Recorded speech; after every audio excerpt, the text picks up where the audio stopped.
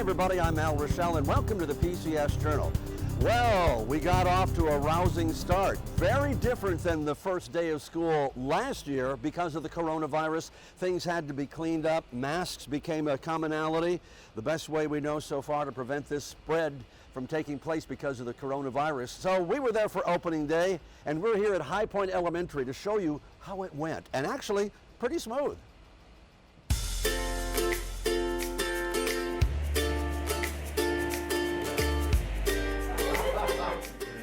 Good morning, Dr. Ruechel. How you doing? Good to see you today. Doing great. We're prepared. Excited and ready to go. So is the staff. So are the kids.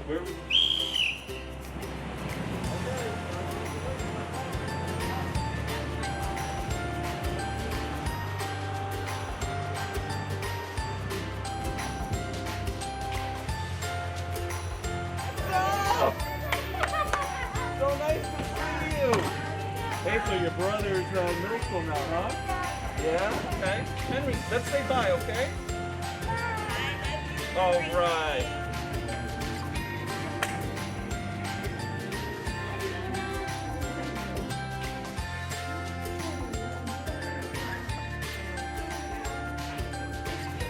Okay, you're going that way. Right, there you go. And Miss Suzanne will be right there to ring your name, okay? You go right there. Hey, good morning. How are you? Good shot.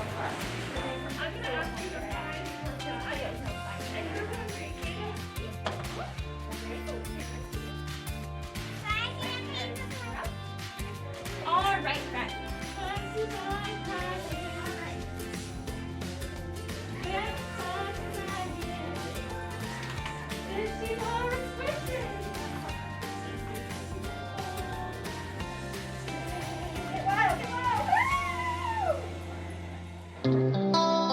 Good morning, Warhawk Nation. We are so excited and thrilled that you're back with us at Seminole High School. We have been waiting for this moment, and I could not wait for it to get here.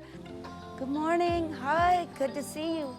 If you have your schedules, you can come in this way if you'd like. Welcome back. Thanks for coming back. I have never in my lifetime seen a more unique opening to a school year, but that excites me because of the possibilities and also how it propels us as educators and leaders to be innovative.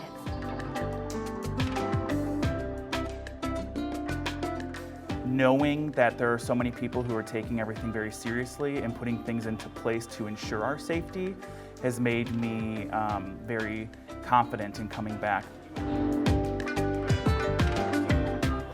Well, I'm super excited to be back. I am not one to sit home, and so the idea of doing more complete virtual was, not the best thing in the world, so I was super excited to learn that I was coming back. Preparations this year were a little bit different. Usually I have my desks in small groups and I prepare for a lot of collaboration and students working together, and so seeing my classroom with desks split apart and having to work to make sure that my virtual kids are set to go is also being something that I have to think about. So this year was a little bit more intense than previous years. A lot of the first couple weeks, I think, are going to be discussions around students' social and emotional well-being. Reassuring them that they are safe on campus as long as they follow the protocols and procedures that we put in place. Reassuring them that they're safe in the classroom as they follow along the procedures I put in place in my classroom, and really just having open discussion about what's going on and making sure that they are in the know of what's going on and that they understand that this is not permanent, that life will get back to normal. It's always about the students.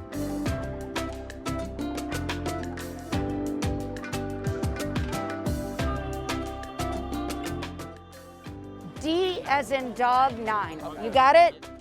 It motivates us forward and to create new experiences, whatever the circumstances around us are. It's just been an amazing morning, seeing their faces and their face masks and their eyes. Man, I missed everybody. Yay! Welcome back. Hi. Boy, you got to congratulate those kids and teachers for doing so well. Now, one of the other options that we have for learning this year is online learning. So we decided it would be a good idea to talk to one of those teachers about how they go about their daily business here in Pinellas County.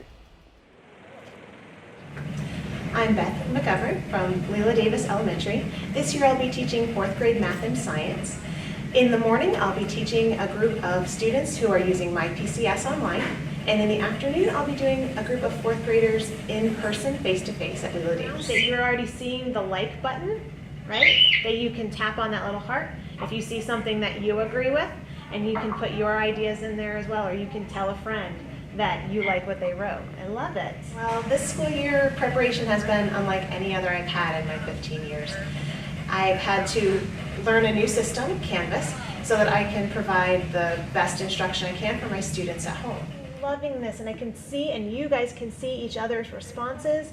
I agree, doing something on the computer will be fun and definitely what we can do. Well, we're going to be covering the same ideas, the same topics, the same standards, but obviously in a little bit different way. My lessons with my online students are going to be more of a virtual experience, or in a way that I can have them collaborate in a virtual way, whether it's using Office 365 or creating small groups within teams to have them work together. It's a pretty even split between those who like to work in a group, so more than just a partner, and those who prefer to work on their own. So that's really good information for me to have, and yes, we will be doing a little bit of all of those this year. We'll be working together. I'm actually really excited about being able to see on camera my PCS students this year. That's one of the things that is a real benefit over last spring. And I'm actually excited about the challenge of going and pushing myself beyond what I've done for teaching in the past. I have new sets of challenges in both of my settings, and I want to make sure that my students get the very best they can. One of the features of online learning is programs that are created specifically for those students that are taking online. One of those is something called a virtual field trip. WPDS TV took part in creating some of these programs with field trips that took place virtually at Boyd Hill and also at the Brooker Creek Nature Preserve. It's called Life Science at a Social Distance. Check it out. Hi, I'm Martine Leduc. Hi, I'm Ginger Rem. And we're at Boyd Hill Nature Preserve To bring you life science at a social distance. Hi, I'm Ginger, and we're at Boyd Hill, and I'm here to talk to you about alligators. And you can see a couple of them here. There's a mama gator here, and then a couple of little babies that you'll see some footage of. They're very common. They're one of our state symbols, and that's a reason, because we do have them everywhere here in Florida. Anywhere there's fresh water, you will be more than likely to find alligators. That's lakes, ponds, canals, swamps, different ecosystems around in the area. As you can see, the little baby gators, they have stripes that help them camouflage in the environment. They use their tail, of course, to swim, make some excellent swimmers. They do camouflage from their predators, which could be other alligators, it can be birds, hawks, eagles, things like that would be more than happy to have them as a little snack. Mom is very protective of them. She likes to stay very close. She likes to keep them close and calls them back. But definitely you want to keep clear if you see a mama gator with a nest of little babies. So on the other side of the little creek here, you can see where mama alligator would make a nest. And these little babies, one of them looks like probably a year old, one maybe a little bit younger. They grow about a foot each year that they're alive, and until they're about 4. After 4, they don't have to necessarily grow a foot a year. But it's neat to see them out here. Again, they're just kind of camouflaging. They're looking for food. They will eat little fish. They'll eat small birds, little things that they can find. You can see that we're looking at a little pod of baby alligators over here. They are close to mom, as you can see on the other side of the shore from earlier. They do stay close for up to 3 years. The yellow stripes help them camouflage into their environment, and as they mature, those stripes will start to fade and just turn into that kind of darkish gray, just like the adults, and that helps them kind of camouflage in their environment as an adult and being a top predator. In this pod, we have a variety of ages, maybe 1 to 3 years old. You can tell again by their size. They grow about a foot a year, up to about 3 or 4 years, and their growth slows down a little bit. Springtime is mating season, and you'll hear them bellowing. That's how they get notice where they are, and you'll hear them. The males will make their bellowing sound. They'll do kind of a water dance, and then the females will respond back. During this season, you'll see them kind of anywhere out in the neighborhood, so always be on guard, on the lookout. Ranger Amy was able to get video of an alligator bellowing the other day.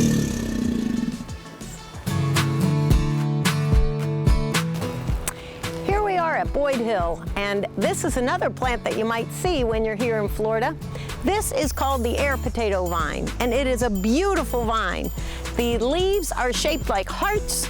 They have the veins of the leaf make this swirling pattern. They all start right here in the center and they swirl out to the sides.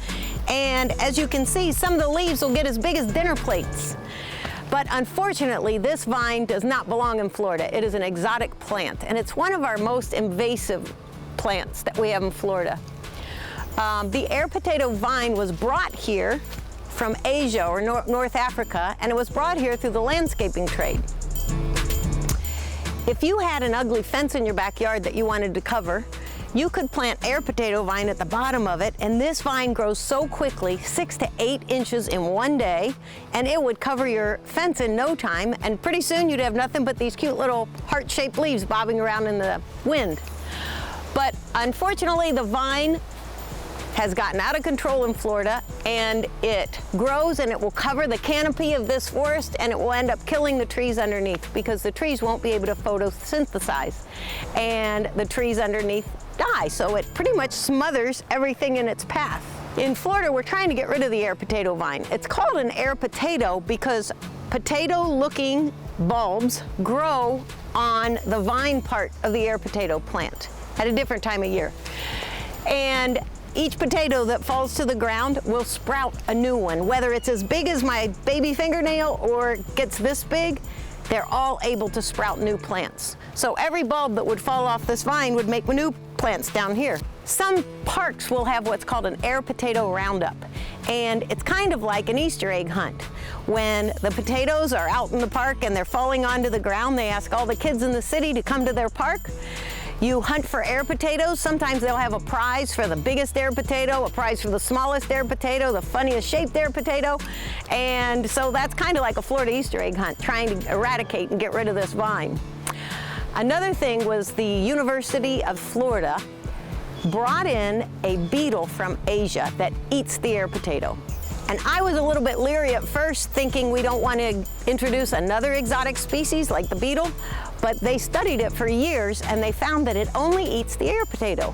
So if you notice the little chew marks out of this leaf, that's from the air potato beetle. They released them in 2011, and they're in different spots in Florida now, and they found that they eat the leaves.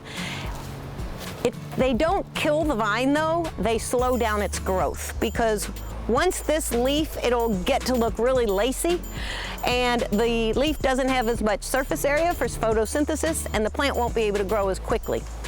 They also found that the plants that have had the Asian beetle on it won't produce as many air potatoes either. So it's just their way of slowing down the growth of the air potato vine so that maybe we can get in and pull them up eventually and try to get rid of this. So although it's a beautiful plant and you'd love to have it in your yard, it's extremely invasive and it's something that we want to get rid of. So if you do have it in your yard, it's something that you want to pull up and take care of it. Here we are at Burger Creek Preserve, and I have Jamie Height here with me, one of our district science coaches, and we're going to talk about the parts of a plant. And behind us we have the beautiful button bush. It is starting to bloom this time right now. We have these little button pieces that stick out, and eventually that will become a beautiful flower. And the reason it's called a button bush is because it does look similar to a button, but each one of those little nodules that you see on it eventually will turn into a little white flower, and then that's what attracts the zebra longwing. So the basic parts of a plant, we have roots, stems, we have leaves, and we also have flowers. So you can see here we have a beautiful plant, as Ginger was describing, the button bush. And we have different types of stems here, and they carry nutrients and water and sugar throughout the plant. You're probably wondering, sugar? What? Because in the leaf of the plant, that's where the food is made. Plants take water, sunlight, carbon dioxide, what we breathe out, and they mix that all together and they produce a sugar for the plant to use as energy. So very interesting when you see the leaves on a plant, that's where food production is, not the roots. A lot of people think that the roots provide food for the plant. That's not true. The roots absorb water. They also take in minerals. Minerals are not food, they're in food, and they help cellular processes. So they make the plant grow greener, may help it grow larger, but it's not the food for the plant. So when you're out in the neighborhood, even in your own backyard or here at the preserve, you're going to see a lot of different size leaves and types of plants with different size leaves. And that's really important because at a park like this, you'll have plants and trees at the lower level. They might have larger leaves because they need more surface area to help capture the sun. Because the taller trees, you notice they don't have very large leaves because they're grabbing more of the sunlight. But as the sunlight comes through the shade, we need plants with longer or even more surface area to capture sunlight to make food for the plant. Another great thing about stems is they help hold the plant up. So if the plant needs to get to a place with sunlight, it can grow nice and tall and get to the sunlight. Some plants don't even need stems. They can grow in rocks, they can grow on the side of trees, so they don't really need as many stems. But this beautiful plant here has a nice long stem to help it sustain itself, and also again to transport water and minerals and sugar throughout all the parts of the plant. We hope you learned a lot about parts of a plant. Come out and see us or look in your own backyard. This month, the district also celebrates the United States Constitution with a series of Constitution conversations with local political leaders. Elementary, middle school, social studies specialist Michelle Anderson tells us more about this program and how it ties into a special display that's taking place at Largo High School. Hi, I'm Michelle Anderson, host of Constitutional Conversations. This past summer, we started a learning series about our United States Constitution, how it's organized into 3 branches of government, how those branches work together. We learned about the branches of government from the people that work in them, the elected officials that we have put into place to help us run our government. It's the law of the land. Our founding fathers, in their infinite wisdom, they were really incredible people. They wanted a democratic republic, okay? And that's what we have, a republic. And we, under the Constitution, us as members of the House of Representatives are supposed to be true representatives of the people. For me, it is a document that lets every American citizen know his or her rights. I think it is so important that we all have a starting point that we can go to say, hey, this article says this article says that. It is our foundation in which, for me, America was built on. We believe as Americans, and certainly the framers believed when they created the Constitution, that these weren't rights that were granted by individuals in a room, that they were rights that we all have by being born. We should have the right to engage in the religious worship that we want to. We should have the right to defend ourselves. We should have these rights. And they just codified them into a document and said, if you're an American, this is the floor of your rights. And that's a very, very special thing. The Constitution to me means that those are a wonderful set of guidelines that our founding fathers put in place to help the citizens always be heard, gives us rules and regulations as a society to live by, and gives us a chance to be involved. It's a constant presence. It's almost spiritual. It's always there. And whenever you're looking at maybe a new piece of legislation, a new bill, what have you, you have to have in the back of your mind the tenets of the Constitution. One of the elected officials that we talked to was Representative Charlie Crist. He's a former governor of the state of Florida, and he's now an elected representative in the United States House of Representatives. He was recently at Largo High School, and he brought them this amazing display, which celebrates the centennial anniversary of the passage of the 19th Amendment, which gave women the right to vote. We have an amazing display here standing between us. How did this display come to be at your school? As a result of the voter drive that our scholars held last year, one of our graduating seniors was interning in Charlie Crist's office, and they were looking at opportunities to highlight schools and things that scholars have been involved with. And with that being said, one of our scholars said, hey, there was this really neat thing that our school did. We got a lot of students involved, a lot of positive information out there about the upcoming election and giving our kids the voice. So when we heard from Charlie Crist's office that they wanted to come and celebrate those scholars with us on campus, we were very, very excited. So they presented this to our school, and it's something that we're really proud of. And like I said, I'd love to see it in multiple classrooms throughout the year so that they can have the opportunity to take a look at it, do a gallery walk around it, and perhaps do a little bit of reflection on it of what that means to them and their families. As we take a look at this display, and as we understand more fully what the 19th Amendment did and did not do, it's important to recognize that not all women did get the right to vote after the 1920 passage of the 19th Amendment. Women of color were still not able to vote. Women of Asian descent still could not be recognized as citizens. It would take fully several more decades for all women to finally be able to say that they had the right to vote. It was one of those, it's a pillar, and as you take a look around it, it's got some really powerful statements about the 19th Amendment and really what it meant for our society. We got an opportunity for our students to kind of make their way around it and read it and really soak it all in. And I felt like that they really, at that moment, they really understood what that voter drive was all about and the impact that that voter drive really has in our society. Because voting is a fundamental right, and it's an opportunity for our kids, and I say kids, but we're getting to the point where they're adults and they have an equal voice with us. So it's important, A, that they're aware of what's going on, and B, knowing how important their endeavor was as we registered young ladies and young men, providing them the opportunity to vote.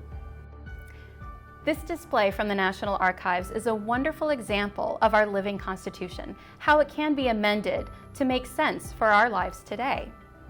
Soon we will be celebrating Constitution Day, which is September 17th. It's a day that started back in the 1940s, and originally it was called Citizenship Day, and it was a day for the complete instruction of citizens in their responsibilities and opportunities as citizens of the United States and of the state and locality in which they reside. In 2004, it was finally named Constitution Day and placed on September 17th to recognize all who by coming of age or by naturalization have become citizens. The United States Department of Education has said that all schools on this day must give instruction on the United States Constitution. But why do that? Why is that such a big deal? It's important simply because the United States Constitution is the reason why we have a country to begin with. And this is the day that we have set aside to find out what it means to be a citizen of the United States. And on this day, we learned about the function and the structure of our government to understand the country in which we live. As we come up to this September 17th, 2020, with everything that is going on in our country and in our communities, let us stop and take a look at our document that is the United States Constitution, which does give us the rights, the protections, the liberties that we enjoy as citizens of this nation. I'm Michelle Anderson for Pinellas County Schools. Thank you.